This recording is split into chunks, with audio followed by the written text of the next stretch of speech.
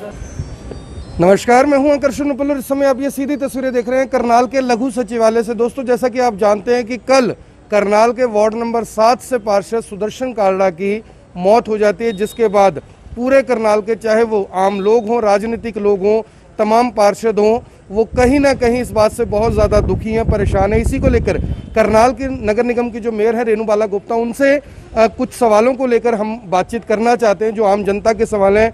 Ma'am, सबसे पहले तो सबसे दुख की बात है कि आपके ही नगर निगम के जो पार्षद हैं, 4 बार पार्षद रहे, उनकी दुखद मौत हो जाती है, क्या कुछ कहना चाहेंगे? ये हमारे नगर निगम के लिए एक बहुत बड़ी हानि है। इस तरह से एक कर्मठ पार्षद का, और मैं कहूँ कर्मठ के अलावा इतने हृदय से विशाल थे और हमेशा हंसते रहते थे। हर समस्या का एक बड़े भाई की तरह, मैं जब से नगर निगम में आई हूँ, उन्होंने हमेशा सहयोग करते हुए नगर निगम को बहुत आगे बढ़ाया है। और उनका इस तरह से जाना और इस महामारी के दौर में जाना हमारे लिए बड़ा दुखद है। नगर निगम के लिए बहुत बड़ी हानि है। और मेरे लिए तो व्यक्तिगत तौर पे मुझे विश्वास अभी भी नहीं हो रहा कि वो इस तरह से चले गए हैं, क्योंकि कहीं भी कोई भी बात होती थी वो हमेशा शेयर करते थे। और जहाँ तक नगर निगम की बात है, उनका रोज़ नगर निगम में बिना नागा के आना और लोगों की समस्याओं को सुलझाना, मुझे अभी भी ध्यान आ रहा है कि वो हर बात को कितनी सहजता से लेते थे और इतनी सहजता से ही उसे सोल्व भी कर देते थे। मैम, सबसे गंभीर सवाल ये उठकर आ रहा है कि परिवार के मार्फत ये जो बात है वो पूरे यानी कि करनाल के अंदर है, पार्षदों ने भी इस बात को उठाया कि उन्हें धोखा दिया गया। उनकी जो मौत है वो कहीं ना कहीं विश्वासघात के कारण हुई है। और एक पार्षद ने तो यहाँ तक कह दिया कि ये मौत नहीं है, ये हत्या, और इसकी जिम्मेदार पूरी तरह से हमारी बीजेपी सरकार है। भूपेंद्र नोतना है पार्षद प्रतिनिधि, उन्होंने ये आरोप कल लगाया और खुलकर रोए भी वो, और उन्होंने कहा कि ये जो हत्या है इसकी जिम्मेवार हमारी सरकार है। इसको किस तरह से देखते हैं?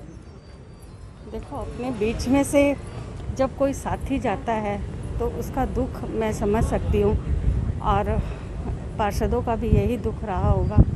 पर इस वेदना की घड़ी में मैं भगवान से ये भी कामना करती हूँ कि सब इस बात को समझे कि सब हर एक दूसरे की, जहाँ आप देख रहे हैं कि हर व्यक्ति दूसरे की तरफ हाथ बढ़ाकर सहायता कर रहा है, तो कहीं ना कहीं उनकी ज़िंदगी के तार हमारे से, कहीं ना कहीं भगवान की हमारे से कोई नाराज़गी रही होगी कि इस तरह से उन्हें विधि ने हमसे ले लिया।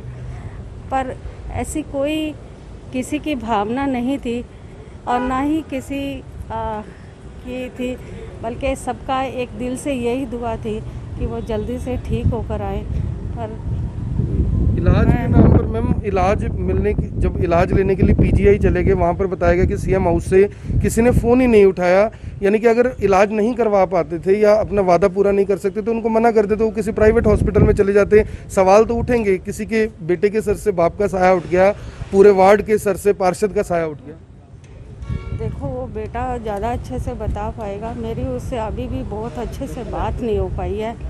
जहाँ तक मेरी उससे बात हुई थी, मुझे ध्यान में आ रहा है कि उसने कहा था कि पापा की कंडीशन, अब उनकी बिटिया से जो बात हुई थी उसने कहा था कि भाई पापा की कंडीशन अब वहाँ एडमिट हैं वहाँ पर, और उसके बाद रात को क्या हुई उसका मेरे को जानकारी नहीं थी।